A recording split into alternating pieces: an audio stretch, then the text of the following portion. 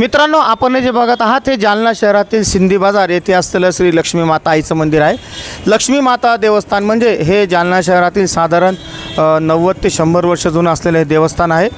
असं म्हणतात की स्वर्गीय श्री खंडोजी गायकवाड आणि स्वर्गीय श्री पत्थर पैलवान या देवीची आराधना करत असे। देवीचं आखाडचं पाणी असो, पूजा असो, आणि आताचे जे पुजारी आहेत हे पवार परिवारामधले आहेत। विजय बाबूरावजी पवार या देवीचे सध्या पुजारी आहेत। त्यांची आईसुद्धा इथं सेवा करत असतात। मित्रांनो, अतिशय जुनं असलेलं हे देवस्थान आहे। जालना शहरामध्ये जेव्हा आखाड पाणी निघतं तर आषाढा महिन्यामध्ये प्रत्येक गल्लीगोळातून या देवीला पाणी येत असतं आणि या देवीला लोकांचे नवस पूर्ण होत असतात। जालना शहरातील अतिशय मध्यवस्तीतलं असलेलं हे ठिकाण आहे।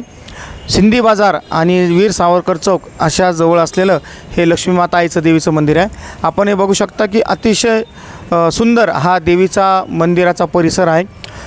देवी अतिशय सुंदर आहे। देवीचा तांदळा आणि हा शेंदुराचा आहे। देवीला दही भात भाजी पोळी आणि वशाट म्हणजे नॉनव्हेजचा पण निवेद आहे असं या स्थानिक लोक सांगतात।